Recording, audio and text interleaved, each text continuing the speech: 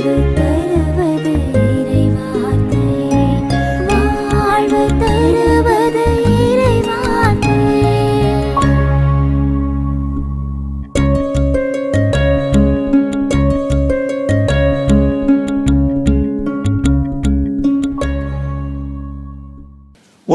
வாழும் மாதா தொலைக்காட்சியின் அன்பர்களே, உங்கள் அனைவரையும் வாழ்வு தரும் இறை வார்த்தை என்னும் இந்நிகழ்ச்சிக்கு தந்தையர்கள் நாங்கள் மிகுந்த அன்புடன் வருக என்று வரவேற்கின்றோம்.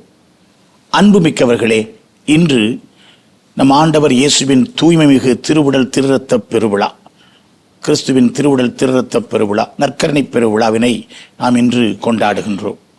2007ஆம் ஆண்டு நம்முடைய மறைந்த திருத்தந்தை 16ஆம் பெனடிக்ட் அவர்கள் சாக்ரமெந்தும் காரித்தாத்தீஸ் எனப்படுகிற அன்பின் அருளடையாளம் என்கின்ற ஒரு அப்போஸ்தலிக்க திருமடலை எழுதினார்கள்.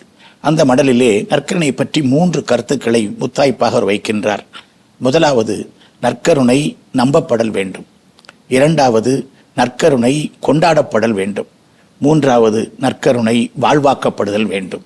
இன்றும் என்றும் திருநாளாம் இயேசுவின் பாதத்திலே அடியவர்க்கெல்லாம் திருவிருந்தாம் அவர் ஆலய பீடத்திலே என்று ஒரு கோவில் பாடல் சொல்லுகிறது. நாம் தொடர்ச்சியாக விழாக்களை கொண்டாடி வருகிறோம். அந்த விழாக்களுக்கு முத்தாய்ப்பாக மகுடம் சூட்டியது போல் இன்றைக்கு கிறிஸ்துவனுடைய திருவுடல் திருரத்த பெருவிழாவை நாம் கொண்டாடுகிறோம். அவருடைய மேஜையிலிருந்து நாம் பெறுகிற அந்த உணவுக்கு ஒரு விழா, இயேசுனுடைய உறவுக்கு ஒரு பெருவிழா. இந்த பெருவிழா நமக்கு சொல்லித் தருகிற படிப்பினைகளை இறைவார்த்தையின் ஒளியில் இப்பொழுது நாம் கலந்துரையாடுவோம். ஆண்டவருடைய பாடுகள், துக்கம் நிறைந்த தவக்காலம், பிறகு ஆண்டவருடைய உயிர்ப்பு பெருவிழா, அதனுடைய நீட்சியாக பாஸ்கா காலம், ஆண்டவருடைய இறப்பு உயிர்ப்பு பாஸ்காவுடைய கொடையாக நாம் பெற்ற தூய ஆவியார் விண்ணகம் சென்ற ஆண்டவர் தந்த கொடையாக, இவ்வாறு எல்லா பெருவிழாக்களையும் கொண்டாடிவிட்டு மீண்டும் நாம் பொது காலத்திலே கால் எடுத்து வைத்திருக்கின்றோம். இந்த பொது காலத்திற்கு வரும் பொழுது இத்தனை கொண்டாட்டங்களும் என்னிலே எப்படிப்பட்ட பாதிப்புகளை, தாக்கங்களை ஏற்படுத்தும் என்று யோசிக்கும் பொழுது அதற்கு தகுந்த ஒரு தளம் இந்த நற்கருணை கொண்டாட்டம் தான். தந்தை குறிப்பிட்டது போல இதை நற்கருணை விழா என்று சொல்லுவோம், கிறிஸ்துவின் திருவுடல் திருரத்த பெருவிழா என்று சொல்லுவோம். இதை எப்படி சொல்லனாக்கா, இது திருப்பலி விழா என்றும் சொல்லலாம். என்றால் நாம் அதை மறந்து விடுகிறோம். நற்கருணை என்றால் அந்த நற்கருணை பெட்டி, நற்கருணை ஆராதனை, அது மட்டும் தான் நினைக்கிறோம். இந்த நற்கருணைக்கு அடித்தளமாக இருப்பது, பின்புலமாக இருப்பதே திருப்பலி தான். எனவே இந்த திருப்பலியின் முக்கியத்துவம், இதையெல்லாம் கொண்டாடுகிற நாளாக இந்த நாளை நாம் பார்க்கலாம். இன்னைக்கு நாம் கொண்டாடுகின்ற பெருவிழா விழாவாக உருவெடுத்தது 1246ஆம் ஆண்டு. இதற்கு இணையாக 2 புதுமைகள் சொல்வார்கள். புதுமைகள் 2 புதுமைகள் என்று சொல்வதை விட ஒன்று காட்சி, இன்னொன்று புதுமை. ஒரு காட்சி என்னவென்றால், புனித ஜூலியானாவுக்கு ஆண்டவர் கொடுத்த காட்சி. அந்த காட்சியிலே அவர் திரு அவையை ஒரு பெரிய ஒரு நிலவாக காட்சியை காண்கிறார். அந்த நிலவிலே ஒரு கரும் புள்ளி, அதற்கு என்ன அர்த்தம் என்று யோசித்து கொண்டிருந்த பொழுது ஆண்டவருடைய குரல், விண்ணகத்தின் குரல் அவருக்கு கேட்கிறது. அந்த நிலவானது திரு அவை, அதில் இருக்கின்ற கரும்புள்ளி ஏதோ ஒன்று குறைபடுகிறது திரு அவையில். அந்த குறைபடுதல் என்னவென்றால் நற்கருணை கொண்டாட்டம். நம்முடைய திரு வழிபாட்டில் அது ஒன்று குறையாக இருக்கிறது என்பதை போல காட்சி காணுவார். அந்த காட்சியை அப்பொழுது இருந்த லீஷ் நகரத்து ஆயரிடம், ராபர்ட் அவரிடம் சொல்லி, அதன் பிறகு அந்த திருவிழாவானது கோர்பஸ் கிறிஸ்டி என்ற விழாவாக கொண்டாடப்பட்டது. இது ஒரு புதுமை அல்லது காட்சி. இன்னொரு புதுமை என்னவென்றால், இத்தாலியில் இருக்கிற போல்சனா என்ற பகுதியில் நடந்த நற்கருணை புதுமை. பியத்ரோ என்ற ஒரு குருவானவர், அவருக்கு இந்த நற்கருணை மீது நம்பிக்கை கிடையாது. உண்மையிலேயே ஆண்டவருடைய திருவுடல் திரு ரத்தம் தானா என்று அவர் சந்தேகப்பட்டார். ஒரு முறை அவர் 1263ஆம் ஆண்டு திருப்பலி நிறைவேற்றி கொண்டிருந்த பொழுது அந்த ஆண்டவருடைய அந்த அற்பத்திலிருந்து இரத்தம் வழிந்தோடி அந்த திருமேனி துகளை நனைத்தது. ஓர்வியத்தோ என்ற ஒரு இடத்துல வச்சிருக்கிறாங்க. ஆக இதன் அடிப்படையில் திருத்தந்தை 4ஆம் அர்பன் ஒரு ஆணை புல் அதை பிறப்பிக்கின்றார். 1264 ஆகஸ்ட் மாதம் 11ஆம் தேதி இந்த நாள் உலகளாவிய பெருநாளாக, பெருவிழாவாக கொண்டாடப்பட வேண்டும். புனித தாமஸ் அக்வினாஸ் சொல்லுவார், இயேசு செய்த புதுமைகளிலேயே மிகப்பெரிய புதுமை தன்னையே, தன் உடல், ரத்தம், ஆன்மா, தெய்வத்தன்மை அனைத்தையும் இந்த நற்கருணையில தந்தது அப்படின்ட்டு. ஃபாதர், நீங்கள் அழகாக ஆரம்பிச்சிங்க. இந்த நற்கருணை நம்ம என்ன செய்யணும், நம்பணும், கொண்டாடணும், வாழணும்னு. இதை இன்னும் கொஞ்சம் அப்படி வேற மாதிரியும் அப்படி அதையே எப்படி யோசிக்கிறாங்கன்னா, அப்படிப்பட்ட நம்பிக்கை இருக்கிறவங்க உண்ண வேண்டும். நற்கருணை முதல்ல நம்ம உண்ண வேண்டும். அவர் இதை வாங்கி உண்ணுங்கள் அப்படிங்கிறாரு. அந்த உண்ண வேண்டும் என்றால் நம்பிக்கை இருக்கணும். ஸோ அப்போ அந்த நம்பிக்கை உணவாக மாறுதல். ரெண்டாவது, கொண்டாட வேண்டும். அதையே மாற்றி என்ன சொல்றாங்கன்னா, ஆராதிக்க வேண்டும். நற்கருணையை ஆராதிக்க வேண்டும். அதனாலதான் இன்னைக்கு பார்த்தீங்கன்னா இந்த திருவுடல் திருரத்த பெருவிழாவில் நம்ம எல்லா ஊர்கள்லையும் கிராமங்கள்லையும் சரி நகர்ப்புறத்திலையும் தெருக்களில் எடுத்துட்டு போவோம். இயேசு எப்படி வீதிகளிலே நடந்து சென்றார், கடந்து சென்றார், அந்த ஒரு நிகழ்வை இன்னைக்கு மேக்சிமம் எல்லா பங்குலையும் முயற்சி எடுக்கிறோம். இந்த மூன்றாவது, வாழ வேண்டும். அதுதான் இன்றைக்கு இந்த வாசகங்கள் எல்லாமே நமக்கு அழைப்பு விடுப்பதாக இருக்கிறது. மார்க் நற்செய்தியும் சரி மற்ற எல்லா நற்செய்திகளையும் பார்க்கும் பொழுது இயேசு பல விருந்துகளில் பங்கேற்றிருக்கிறார். அந்த விருந்து ஓமைகள்லாம் ரொம்ப பிடிக்கும். அந்த விருந்திலும் அவர் கலந்து கொண்டிருக்கிறார். உதாரணமாக இதே மார்க் நற்செய்தியை நாம் 2ஆம் அதிகாரத்திலே 13 படிக்கும் பொழுது, வரி தண்டுபவர்கள், பாவிகள், இவர்களோடு அந்த லேவியை அழைத்த மத்தேயுவை அழைத்த பிற்பாடு அவர் வீட்டுக்கே போகிறார். அப்போது இயேசு உண்பதை, விருந்திலே அமர்வதை ரொம்ப விரும்பினார். ஆனால் இந்த விருந்து, இந்த பாஸ்கா விருந்தை இவர் சற்று வேறு ஒரு நிலைக்கு தள்ளி செல்வதை பார்க்கிறோம், நகர்த்தி செல்வதை பார்க்கிறோம். அந்த பின் அமைவு பாஸ்கா தான். அது சொல்லப்படுகிறது, புளிப்பற்ற அப்ப விழாவின் முதல் நாள் வந்தது, பாஸ்கா ஆட்டுக்குட்டியை பலியிடும் அந்த நாள் என்று சொல்றாரு. அப்போ ரெண்டு சொல்லப்படும், ஒன்று பாஸ்கா விழா, இன்னொன்று புளிப்பற்ற அப்ப விழா.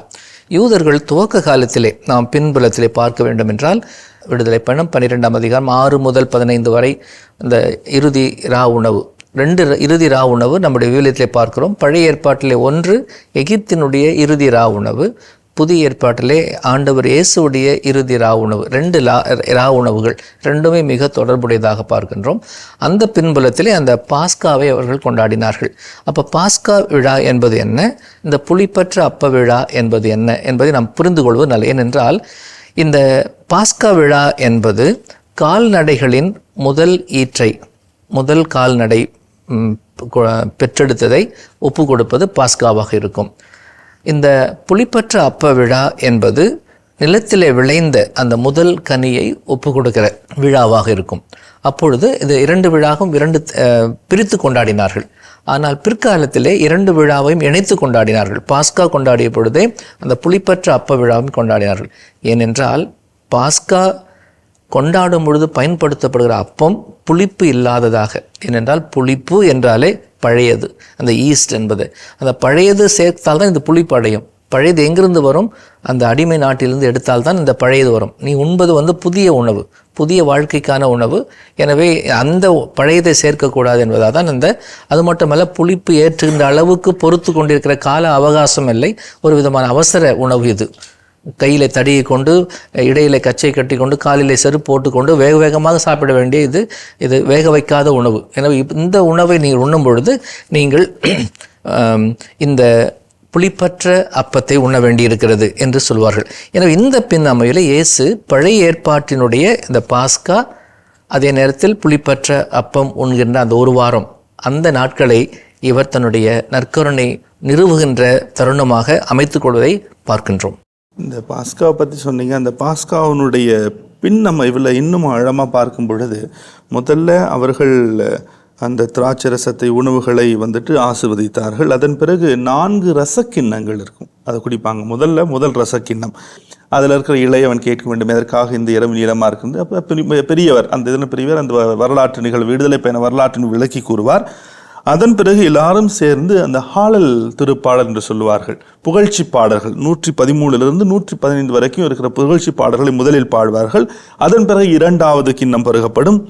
மூன்றாவது கிண்ணத்தை, திராட்சை கிண்ணத்தை கொடுப்பார்கள். அதன் பிறகு இறுதியாக அந்த ஹலல் சாம் மீண்டுமாக 116 118 வரைக்கும் இருக்கின்ற புகழ்ச்சி பாடல்களை இசைப்பார்கள். கடைசியாக 4வது ரசக்கிண்ணத்தை குடிப்பார்கள். அதான் இது எல்லாமே அந்த பாஸ்கா உணவுடைய மையம். அப்போ இந்த பாஸ்கா உணவு இயேசு கொண்டாடுவதன் வழியாக எப்படி வித்தியாசப்படுகிறது? இந்த பாஸ்கா பெருவிழா தெரியும், ஆனால் அந்த கிறிஸ்தவர்கள் கொண்டாடுகின்ற பாஸ்கா விழாவில் அவர்களுக்கு விடுதலை பயணம் என்பதை விட அங்கே இயேசு முதன்மையானவராக தெரிகிறார். ஏன்னா இயேசுனுடைய இறுதி பாஸ்கா, அந்த பழைய பாஸ்காவுடைய தன்மை, ஆண்டவர் நம்மை ஆசீர்வதித்திருக்கிறார் என்ற ஒரு தன்மையும், கடந்த காலத்தில் ஆசீர்வதிக்கின்ற ஒரு தன்மையும், அதே நேரத்தில் இனி வரும் காலங்களிலும் ஆசீர்வதிப்பார் என்பதையும் மையப்படுத்தி அந்த பாஸ்கா விழாவை கொண்டாடினார்கள். உண்மையாலுமே அந்த பாஸ்கா விழாங்கிற அந்த பழைய ஏற்பாட்டினுடைய விளக்கங்கள் அப்படியே ஒவ்வொன்றுமே நம்ம உணர முடிகிறது. அதில் அந்த பாஸ்கா விழாவில் ரொம்ப முக்கியமான அந்த வார்த்தை, பாஸ்கா ஆட்டுக்குட்டியை பலியிடும் அந்நாளிலே. நீங்கள் அழகாக சொன்னீங்க, அந்த ஆட்டுக்குட்டி இங்கே ரெடி பண்ணவே இல்லை, அந்த ஆட்டுக்குட்டியாகத்தான் நமது இயேசுவே மாறுகிறார், தானே மாறுகிறார். அதனால தான் இதோ இறைவனின் ஆட்டுக்குட்டி, இறைவனின் செம்மறின்னு சொல்கிறோம். ஆனால் இந்த பாஸ்கா அந்த காலத்தில் எப்படி கொண்டாடினாங்கன்னு நீங்களும் சொன்னீங்க. அதில் இன்னும் சொல்லப்படுகிறது என்னன்னா, அந்த தலைமை குரு அந்த ஆட்டுக்குட்டியை அந்த ஹோலி ஆஃப் ஹோலிஸ், அந்த திருத்தூயகத்திலே சென்று அந்த ஆட்டுக்குட்டியினுடைய இரத்தத்தை எடுத்து அதை அந்த ஆலயத்திலே தெளித்து அந்த திருத்தூயத்திலிருந்து வெளியிலே வந்து அந்த மக்கள் மேலும் தெளிக்கிறது. இது எதற்கு ரத்தத்தை போய் தெளிக்கிறாங்க அப்படின்னா, அந்த ரத்தம் என்பது பழைய ஏற்பாட்டில் உயிர். அது லேவியர் 17:11 நம்ம வாசிக்கிறோம், ரத்தம் என்பது உயிராக இருக்கிறது. அந்த உயிர் என்ன? பாவ கழுவாய்க்காக. அப்ப அந்த ஆட்டினுடைய ரத்தம் என் பாவத்தை மன்னிக்கிறது அப்படின்னு நம்பிய அப்படியான பலியிடும் முறை. அதே பார்த்தீங்கன்னா எஸ்ஐயா 53:12 அதே வாசிக்கிறோம். கடவுள் தம்மை சாவுக்கு கையளித்தார், பலர் பாவத்தை சுமந்தார் என்று வாசிக்கிறோம். அந்த ரத்தங்கிறது பாவ கழுவாய் ஒரு புறம், உயிரையே தருதல். இங்க இயேசு அந்த பாஸ்காவை அப்படியே மாத்துறார், தன்னையே உயிராக தருகிறார். பழைய ஏற்பாட்டு பாஸ்கா பின்னணியில் ஒரு புதிய ஏற்பாட்டு உடன்படிக்கை, புதிய பாஸ்காவை ஆண்டவர் ஏற்படுத்துகிறார். அதைத்தான் இன்றைக்கு நாம் இறைவார்த்தையாக பெற்றிருக்கிறோம். இந்த புதிய உடன்படிக்கை என்றென்றும் கொண்டாடப்பட வேண்டும், என்றென்றும் அது வாழ்வாக்கப்பட வேண்டும். ஆகவேதான் திரு அவை இதனை ஒரு அமைப்பாக நமக்கு திருப்பலியாக மிக அழகாக தந்திருக்கிறது. நாம் அதை வாடிக்கையாக்கிவிட்டோம், வேடிக்கையும் ஆக்கிவிட்டோம். ஆனால் அதனுடைய பொருளை இந்த நாளில் ஆழ்ந்து துய்த்துணர்ந்து இந்த இறைவார்த்தையின் ஒளியில் நாம் தெளிவு பெற்று நாம் நற்கருணையில் மிகவும் பொருளுள்ள விதத்திலே பங்கெடுக்க வேண்டும். ஏனென்றால் நற்கருணை வெறுமனே உணவு மட்டுமல்ல, அது பலியாக இருக்கிறது. அது வெறுமனே பலி மட்டுமல்ல, நம்முடைய ஒரு புதிய உடன்படிக்கை இயேசுவில் நம்மை இணைக்கிற ஒரு மிக சிறந்த ஒரு கருவியாக அது இருக்கிறது. இயேசு இந்த இறுதி ராவு உணவை உண்பதற்காக ஆவலாய் இருந்தேன் என்று சொல்வார் தெளிவாக. எனவே ஒரு புறம் அவருக்குள் அடக்க முடியாத ஒரு ஆவல், இந்த நற்கருணை கொண்டாட்டத்தை நான் கைது செய்து இறப்பதற்கு முன் கொண்டாடிவிட வேண்டும், இது என்னுடைய இறுதி கையளிப்பாக இருக்கும், மறுநாள் கல்வாரியிலே என்ன செய்ய போகிறாரோ அதை அந்த இரவிலே செய்து முடிக்க வேண்டும் என்பதை மிக தெளிவாக தன்னுடைய திட்டத்தில் வைத்திருக்கிறார். இந்த சூழலில்தான் சீடர்கள் கேட்கிறார்கள், பாஸ்கா அண்மையில் வந்துவிட்டதே, நாம் கொண்டாட வேண்டுமே, எங்கே என்று கேட்கிறார். இயேசு ஏதாவது ஒரு இடத்தை குறிப்பிட்டிருக்கலாம், ஆனால் அவர் குறிப்பிடுகிற இடம் அதிகமான ஆள் நடமாட்டம் இல்லாத ஒரு பகுதியாக இருந்திருக்க வேண்டும். ஏனென்றால் அவர் சொல்லுகிறார், போகும்பொழுது 2 பேர் அனுப்புகிறாரு. அந்த 2 முக்கியமானது, போயிட்டு நீங்கள் புறப்பட்டு நகருக்கு செல்லுங்கள், மண் குடத்தில் தண்ணீர் சுமந்து கொண்டு ஓர் ஆள் உங்களுக்கு எதிரே வருவார், அவர் பின்னே செல்லுங்கள், அவர் எந்த வீட்டுக்கு செல்கிறாரோ அந்த வீட்டின் உரிமையாளரிடம் போய் சொல்லுங்கன்னு சொல்கிறார். அப்போது பொதுவாக யூத சமூகத்திலே இந்த தண்ணீர் குடத்தை எடுத்து செல்வது பெண்கள் தான். ஆனால் ஆண்கள் செய்கிறார்கள் என்றால் அது ஒரு வித்தியாசமான சூழமைவாக இருக்க வேண்டும். அதுதான் அவர் சொல்லுகிறார்கள், ஒருவேளை இந்த எஸ்ஸின் அந்த குழுவினராக இவர்கள் இருக்கலாம் என்றும் சொல்லப்படுகிறது. ஏனென்றால் அவர்கள் திருமணம் செய்யாதவர்கள், அவர்களும் அந்த எருசலேம் கோட்டை பகுதியிலே ஒரு புறத்திலே வாழ்ந்திருக்கிறார்கள். எனவே அவர்கள் பகுதியிலே இந்த நிகழ்வை நடத்தியிருக்கலாம். எதற்காக என்றால் எஸ்ஸின் பகுதியை தேர்ந்தெடுப்பதற்காக அல்ல. இயேசு இது ஒரு அமைதியான சூழலிலே, எந்த விதமான பதற்றமும் இல்லாமல், எந்த தலையீடும் குறுக்கீடும் இல்லாத ஒரு சூழலிலே இதை நான் நடத்தியாக வேண்டும் என்று இயேசு விரும்பினார். அது ஒரு சில நேரம் தோணும், இயேசுவனுடைய இந்த இறுதி உணவு எதற்காக அவருடைய பாடுகளின் வரலாற்றோடு இணைக்கப்பட்டிருக்கிறது. மேலோட்டம் பார்க்குறப்ப ஆச்சரியமாக இருக்கும், ஆனால் உள்ளார்ந்த அர்த்தத்தோடு பார்க்கும் பொழுது இந்த இணைப்பினுடைய பொருள் நாம் விளங்கி கொள்ளலாம். ஏன்னா இந்த மக்கள் எகிப்தில் அடிமைகளாக இருந்து தங்களுடைய ஆண்டவர் காட்டிய தேசத்துக்கு வந்த பிறகு அவர்கள் ஒவ்வொரு வருடம் இதை நினைவு கூர்ந்து கொண்டாடினார்கள். தான் பாதிரி பியோ 3 மணி நேரம் திருப்பலி நிறைவேற்றுவாராம். அப்போ கேட்டாங்களா, ஏன் நீங்கள் நின்றுக்கிட்டே வைக்கிறீங்க அப்படின்றப்ப அவர் சொன்னாராம், ஹூ செட் ஐ ஆம் ஸ்டாண்டிங், ஐ ஆம் ஹேங்கிங் என்று சொன்னாராம். நான் நின்று கொண்டிருக்கவில்லை, விண்ணகத்துக்கும் மண்ணகத்துக்கும் இடையே தொங்கி கொண்டிருக்கிறேன் அப்படின்னு. 3 ஆண்டுகள் வாசகங்கள் இருக்கிறது. அதில் முதல் ஆண்டில் உணவு, பானம் அதை முன்னிலைப்படுத்துகிறார்கள். இந்த 2ஆம் ஆண்டுல வந்துட்டு இது எனது உடன்படிக்கையின் ரத்தம், இந்த ரத்தத்தை, அந்த உடன்படிக்கையின் ரத்தம் அதை மையப்படுத்துவதாக நம்ம பார்க்க முடிகிறது. ஏன்னா இந்த உடன்படிக்கைங்கிறது ரொம்ப முக்கியம். பழைய ஏற்பாட்டில இருந்தே நம்ம பார்க்கிறோம். கடவுள் மக்களோடு உடன்படிக்கை செய்து கொண்டே இருக்கிறார். அந்த உடன்படிக்கைக்கெல்லாம் ஒரு உச்சமான உடன்படிக்கை தான் இயேசு தன்னையே தருகிறார். அதுவும் நான் ஏற்கனவே சொன்ன மாதிரி அன்னைக்கெல்லாம் ரத்தத்தை கொண்டு போய் தெளிச்சாங்க. இங்க என்னடானா, என் உடன்படிக்கையின் ரத்தம் இது பலருக்காக சிந்தப்படும் ரத்தம், இதை பருகுங்கள்ங்கிறார். தெளிக்கல, தன்னுடைய ரத்தத்தை பருகுங்கள். ஏன் பருக சொல்றாரு? அதை என்ன சொல்றாங்கன்னா, ரத்தம் என்றால் உயிர்னு பார்த்தோம், வாழ்வு. அப்ப இறை வாழ்வை தருகிறார். இந்த ஆண்டவரின் திருவிருந்து விளக்கப்படுகிற விதமும் வித்தியாசமாக இருக்கிறது. ஏற்கனவே இயேசு 5000 பேருக்கு உணவளித்திருக்கிறார். 5 அப்பங்களை கொண்டு 5000 பேருக்கு உணவளித்திருக்கிறார். 12 கூடைகள் எடுத்தார்கள். அது யூதர்களுக்கான ஒரு விருந்து படையல். அடுத்தபடியாக இதே மார்க்கு இன்னொரு பதிவும் செய்கிறார். 4000 பேருக்கு கொடுக்கின்றார். 7 கூடைகளிலே அந்த அப்பத்தை, மீதமுள்ள அப்பத்தை எடுக்கின்றார்கள். யூதர்களுக்கு 5000, 4000 பேர் சாப்பிட்டது பிற இனத்தாருக்கு. ஆனால் இது எல்லோருக்கும், அதான் இனங்களையெல்லாம் தாண்டி இது எல்லோருக்காகவும் கொடுக்கப்படுகிற உணவாக இயேசு அந்த உயர் நிலைக்கு எடுத்துச் செல்கிறார். யூதர்கள் பாஸ்கா கொண்டாடிய பொழுதெல்லாம் பழையதை பின்புறமாக திரும்பி பார்த்தார்கள். பழைய ஏற்பாட்டில் நடந்த அந்த எகிப்து நிகழ்வை தான் கொண்டாடினார்கள். ஆனால் இயேசு அதை விட்டு இனி வரப்போகின்ற, எதிர்ப்படுகின்ற, பிற்காலத்தில் வர இருக்கின்ற தன்னுடைய சிலுவை நிகழ்வை, தன்னுடைய சிலுவையிலே தான் சிதைக்கப்பட்டு தான் பகிர்ந்து கொடுக்க போகிற தன்னுடைய அந்த தற்கையளிப்பை இங்கே கொண்டாடுகிறார். இன்றைய பெருவிழாவுக்கான முதல் வாசகம் விடுதலை பயணம் 24ஆம் அதிகாரத்திலிருந்து எடுக்கப்பட்டுள்ளது. 3 முதல் 8 முடிய உள்ள வசனங்கள். தந்தை அழகாக குறிப்பிட்டதைப் போல இது புதிய உடன்படிக்கையிலான என் இரத்தத்தின் கிண்ணம். அங்கே இரத்தம் ஒரு அழுத்தம் பெறுகிறது. இரத்தம்தான் உடன்படிக்கையை உறுதி செய்கிறது. ஆகவே பழைய ஏற்பாட்டு உடன்படிக்கையில் இரத்தம் எத்தகைய முக்கியத்துவ இடத்தை பெற்றிருந்தது, அது எவ்வாறு பீடத்தின் மேல் தெளிக்கப்பட்டது, அது எவ்வாறு மக்கள் மீது தெளிக்கப்பட்டது, அது எவ்வாறு உடன்படிக்கையை உறுதி செய்கிறது என்பதனை விளக்குகிற இந்த முதல் வாசகம் மிக பொருத்தமாக அமைந்திருக்கிறது. 24ஆம் அதிகாரம் நாம் படிக்கிறோம்.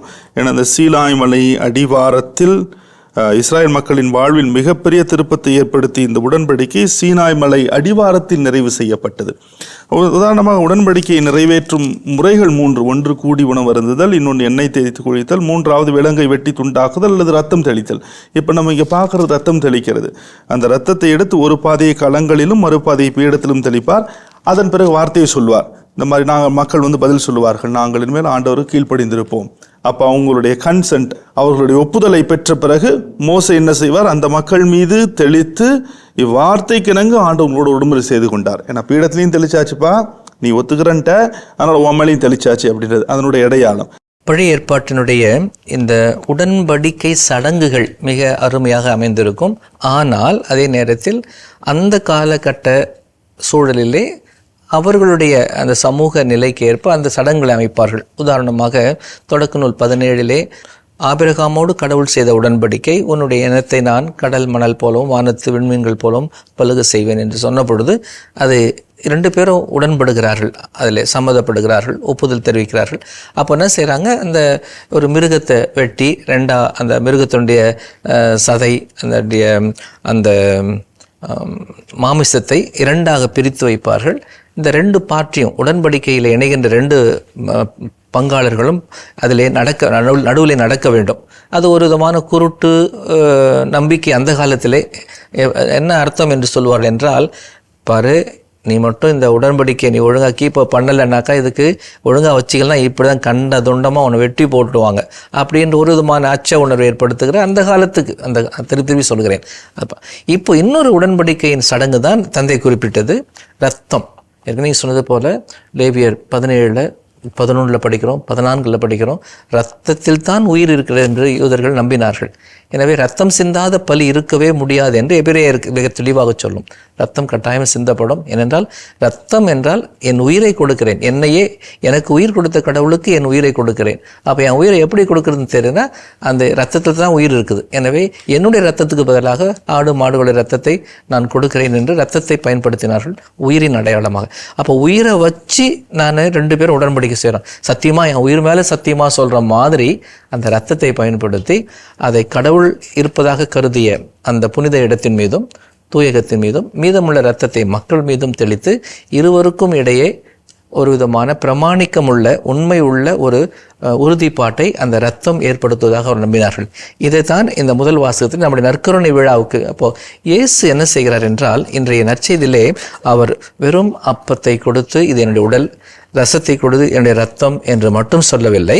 அதுக்கப்புறம் இன்னொன்று சொல்றார், இனிமேல் இறையாட்சி வரும் அந்நாளில் நான் திராட்சைப்பழ ரசத்தை குடிப்பேன், அதுவரை ஒருபோதும் குடிக்க மாட்டேன். அப்போ இந்த நற்கருணை இன்றைய வாழ்வுக்கு மட்டுமல்ல, நம்முடைய நிலை வாழ்வுக்கு, இறுதி நிலைக்கும் நம்மை இட்டு செல்வதை நாம் பார்க்கின்றோம். அப்போது இயேசுடைய இந்த உடன்படிக்கை என்பது ஏதோ டெம்பரரியாக அந்த பழைய மக்கள் செய்து கொண்டது மாதிரி ஒரு தற்காலிகமான ஒரு உடன்படிக்கை அல்ல, ஒரு நிரந்தர உடன்படிக்கை. நற்கருணை நம்மை கடவுளோடு இணைக்கிறதுனா தான் நம்ம என்ன சொல்கிறோம், கம்யூனியன், நம்ம இணைப்பது. ஃபர்ஸ்ட் கம்யூனியன், ஹோலி கம்யூனியன் எல்லாம் சொல்கிறோம். ஐக்கியப்படுத்துவது, ஒன்றிணைப்பது, கடவுளோடு நம்ம இணைக்கின்றது, அதை உண்கின்ற நம்ம எல்லோரையும் ஒன்றிணைக்கின்றது. அதனால் அது உறவினுடைய உணவாக அதை நாம் பார்க்கின்றோம். இன்றைய 2ஆம் வாசகம் எபிரேயருக்கு எழுதப்பட்ட திருமுகம் 9ஆம் அதிகாரம் 11 முதல் 15 முடிய உள்ள வசனங்கள். பழைய ஏற்பாட்டு பலிகளும் சரி, பழைய ஏற்பாட்டு குருத்துவம் சரி, சடங்குகளை மையமாக கொண்டவை. அவை ஒரு விதத்தில் சொல்ல வேண்டுமென்றால் தீட்டு கழிக்கிறவை. ஆனால் உண்மையான ஒரு விடுதலையை, உண்மையான ஒரு மன்னிப்பை அவை வழங்கிவிடவில்லை. அவை வர இருக்கிற புதிய குருத்துவம், புதிய உடன்படிக்கை, புது வகையான வழிபாட்டு முறை இவைக்கு முன்னோட்டமாய் நிழலாய் அமைந்தன. சரி, இப்பொழுது புதியது இயேசுவில் வந்துவிட்டதே, அந்த இயேசுவில் அப்படி என்ன தனித்துவம் இருக்கிறது? அந்த இயேசுடைய குருத்துவத்தில், இயேசுனுடைய இந்த பலியில், இயேசுடைய புதிய உடன்படிக்கையில் ஒரு தனித்துவ அழுத்தம் என்ன? அதனை இந்த எபிரேயருக்கு திருமுகம் எழுதிய ஆசிரியர் அழகுபட ஆழமாக நமக்கு விளக்கி சொல்லித் தருகிறார். யோசெஃபஸ் என்ற யூத வரலாற்று அறிஞர் சொல்லுவார், இந்த பாஸ்கா சமயத்தில் மட்டும் ஏறக்குறைய 2 லட்சம் ஆடுகள் வெட்டப்படுமாம். 2 லட்சம் ஆடுகள், அவ்வளவு அத்தனை எண்ணிக்கையான ஆடுகள். ஆனால் அதையெல்லாம் மையப்படுத்தியப்பா புதிய பாஸ்கா, புதிய உடன்படிக்கை, இது மனிதர் கையால் அமைக்கப்பட்டது அல்ல, இவர் இந்த அதாவது படைக்கப்பட்ட இவ்வுலகை சார்ந்தது அல்ல அப்படின்னு சொல்லி அப்படியே தெல்ல தெளிவாக சொல்லிட்டு வருவார். பழைய இதிலிருந்து எப்படி ஓரளவு தொடர்ச்சின்னு நம்ம வச்சுக்கிட்டாலும் அதை விட மிகச்சிறந்த ஒன்று. ஏன்னா அது ஒவ்வொரு வருஷமும் நீ போகணும், ஒவ்வொரு வருஷமும் நீ பாவ பரிகாரம் செலுத்திக்கிட்டே இருக்கணும். ஆனால் இதில் ஒரே ஒரு முறை ஆண்டவர் உனக்காக இறந்தார், அந்த இரத்தத்தினால் நாம் கழுவப்பட்டிருக்கிறோம். அதான் அந்த திருப்பலியினுடைய மகத்துவம். அதுதான் பிரான்சிஸ் சொல்வார், திருப்பலிக்கு வரும்பொழுது எப்படி வந்தீர்களோ அதே போல ஒரு மாற்றம் இன்றி நாம் செல்லுகிறோம் என்றால் சம்திங் இஸ் ராங், ஏதோ ஒன்று தவறு நடக்கிறது என்று சொல்லுவார். அப்போ வரும்பொழுது அந்த கல்வாரி பலியில் நான் இணைக்கின்ற பொழுது, இயேசுவோடு நான் இணைகின்ற பொழுது, இயேசுவாக நான் மாறும் பொழுது, இயேசுவை முன்று இயேசுவாக மாறும் பொழுது அப்போ எனக்குள்ள மாற்றம் இருக்கும். அப்போ நற்கருணை கொண்டாட்டத்தின் மீது இன்னும் ஆர்வம் இருக்கும். எபிரேயருக்கு எழுதப்பட்ட திருமுகம் முழுவதுமே, குறிப்பாக 2ஆம் பகுதி, இயேசுடைய இந்த தலைமை குருத்துவத்தையும் அவருடைய பணியுடைய சிறப்பையும் எடுத்து சொல்வதாக இருப்பதை பார்க்கின்றோம். நம்முடைய திரு அவையினுடைய வழிபாட்டிலே நற்கருணை மீது அலாதி பற்று கொண்டிருந்த, பக்தி கொண்டிருந்தவர் அக்வீனா நகர் தோமா என்று சொல்லுவோம். அவர் பாடிய அந்த பாடலைத்தான் ஒவ்வொரு முறையும் நம் ஆராதனையின் பொழுது மாண்புயர் கீதம் பாடுகிறோம். பழைய நியம முறைகள் இனி மறைந்து போக புதிய நியம முறைகள் வருக என்று பாடுகிறோம். எத்தனை முறை இதை உணர்ந்து பாட அந்த அப்பத்தை அடுத்த பகுதி எங்களுடைய ஊன கண்களால் நீ புரிஞ்சிக்க முடியாது, நீ இங்கே இருக்கிறன்றத நம்பிக்கையால் மட்டும்தான் எங்களுக்கு உதவி செய்ய முடியும், கெஞ்சுற மாதிரி இருக்கும் அந்த பாடல். இந்த பழைய அந்த சடங்கு முறைகள் எல்லாம் போயிடுச்சு. அந்த ஆடு வெட்டி மாடு வெட்டி இதெல்லாம் கொடுத்ததெல்லாம் புதிய நியம முறை, புதிய சடங்கு முறையில் நீர்தான் எங்களுடைய மீட்பாக, பலிப்பொருளாக நீர் மாறி இருக்கின்றீர், எங்களுக்கு பரிகார பொருளாகவும் நீர் மாறி இருக்கிறீர் என்று நாம் கொண்டாடுகிறோம் நற்கருணையிலே. இதன் பின்புலம் தான் நாங்கள் படிக்கின்றோம். யூதர்களுடைய விழாக்களில் ஒன்று பாவ கழுவாய் தினம். அந்த நாளிலே 2 ஆடுகள், ஒன்று பாவங்களெல்லாம் சுமத்தப்பட்டு சொல்லப்பட்ட ஆடு வெளியிலே துரத்தப்படும். சாத்தானுக்காக ஓட்டப்படும். இன்னொரு ஆடு வெட்டப்பட்டு பரிகாரமாக, பாவம் போக்கப்பட்டது, பரிகாரத்துக்காக இன்னொரு ஆடு வெட்டப்பட்டு, அன்று மட்டும்தான் அவர் மட்டும்தான் அந்த இரத்தத்தோடு மட்டும்தான் அந்த திருத்தூயகத்துக்குள் அவர் நுழைய முடியும். பாதி அங்கே தெளிச்சிட்டு கடவுளுடைய பிரசன்னத்தின் மீது, மீதிமுள்ள பாதியை மக்கள் மீது பாவ பரிகாரமாக தெளித்து அந்த ஒப்புரவை ஏற்படுத்தினார் நம்பினார்கள். ஆனால் இயேசு கிறிஸ்து தலைமை குரு, புதிய உடன்படிக்கையின் தலைமை குரு, ஒரே ஒரு முறை அந்த தூயகத்துக்குள் நுழைந்து விட்டார். அது சிலுவை பலி நடந்த பொழுது, உயிர் விட்ட பொழுது அந்த பிரித்து வைத்த அந்த திரைசீலை 2ஆக கிழிகிறது. அது தலைமை குருவாக, நித்திய தலைமை குருவாக இயேசு நிரந்தரமாக நுழைந்து விட்டார். ஒரே முறை, திரும்ப திரும்ப போக வேண்டியதில்லை. அடுத்தபடியாக ஒவ்வொரு ஆண்டும் தன்னுடைய பாவத்திற்காகவும் பிறருடைய மக்களுடைய பாவத்திற்காகவும் தலைமை குரு இந்த சடங்கெல்லாம் செய்ய வேண்டியிருந்தது. ஆனால் இயேசு கிறிஸ்து ஒரே ஒரு முறை எல்லோருடைய பாவத்திற்காகவும் இந்த தலைமை குருவாக இந்த பலியை ஒப்பு கொடுத்து விட்டார். அந்த பலி தன்னையே ஒப்பு கொடுத்த பலி என்று இயேசுடைய மிக உன்னதமான தலைமை குருத்துவ பலியையும் பணியையும் இந்த பகுதியிலே நாம் இன்று வாசிக்க கேட்கின்றோம். அதுதான் இதெல்லாம் கேட்டுட்டு நம்ம என்ன சொல்ல போகிறோம்? ஒரு பூசையில் நம்ம சொல்கிற அருமையான ஒரு ஜெபம், பெரிய ஜெபம், ஒரே ஒரு ஜெபம், ஆமேன். ஆமேன் என்பது அதில் அவ்வளோ அர்த்தம் இருக்குது. ஆமாம், நடக்குது, இது நான் ஒத்துக்கிறேன், நான் ஏற்றுக்கொள்கிறேன், இதுதான் என்னுடைய வாழ்வு, கிறிஸ்துவின் திருவுடல் சொன்ன எத்தனை பேர் ஆமேன் சொல்கிறோம்? ஆமீன், இது நான் நம்புகிறேன். ஆமாம், இது கிறிஸ்துவின் திருவுடல் எனக்காக நொறுக்கப்பட்டது, கிறிஸ்துவின் திரு ரத்தம் எனக்காக கொட்டப்பட்டது என்று ஒவ்வொரு முறையும் இந்த ஆமீன் எந்த கட்டத்தில் நாம் சொன்னாலும் திருப்பலியிலே அந்த பலியிலே நானும் என்னை இணைத்துக் கொள்கிறேன் என்பதற்கான அருமையான ஒரு ஜெபம் ஆமீன் என்பது. திருத்தந்தை 2ஆம் ஜான் பால் ஆட்சி பொறுப்பேற்று முதல் முறையாக தென் அமெரிக்க நாடுகளுள் ஒன்றுக்கு செல்கிறார். அங்கே திருப்பலி கொண்டாட்டத்திற்கு தலைமையேற்க அவருக்கு அழைப்பு விடுக்கப்படுகிறது. அந்த திருப்பலி மேடையிலே இவ்வாறு ஒரு வசனம் எழுதப்பட்டிருந்தது: சம்திங் மஸ்ட் சேஞ்ச் ஹியர். இங்கு ஒரு மாற்றம் நிகழ்ந்தாக வேண்டும். திருத்தந்தை தான் தயாரித்து வந்திருந்த மறையுரையை தனியே வைத்துவிட்டு அந்த வாசகத்தை வைத்து அவர் அழகான ஒரு மறையுரை ஆற்றினார். ஆண்டவருடைய திருவுடல் திருரத்த பெருவிழாவை கொண்டாடுகிற பொழுது, அதனுடைய ஆழ்ந்த பொருளை சிந்திக்கிற பொழுது, சம்திங் மஸ்ட் சேஞ்ச் ஹியர். நம்முடைய வாழ்வில், நம்முடைய சமூகத்தில் நிச்சயமாய் ஒரு மாற்றம் நிகழ்ந்தாக வேண்டும். அத்தகைய மாற்றத்தை, அத்தகைய மறுமலர்ச்சியை தருகிற ஒரு மாபெரும் கையெழுப்பை நாம் பொருளுணர்ந்து சிந்தித்திருக்கிறோம். அதை வாழ்வாக்குவோம். அன்புமிக்கவர்களே, வாழ்வு தரும் இறைவார்த்தை என்னும் நிகழ்ச்சி இத்துடன் நிறைவுக்கு வருகிறது. மீண்டும் அடுத்த நிகழ்ச்சியில் உங்களை சந்திக்கும் வரை உங்களிடமிருந்து அன்புடன் விடைபெறுகிறோம். இயேசுவுக்கு புகழ், இயேசுவுக்கு நன்றி, மரியே வாழ்க.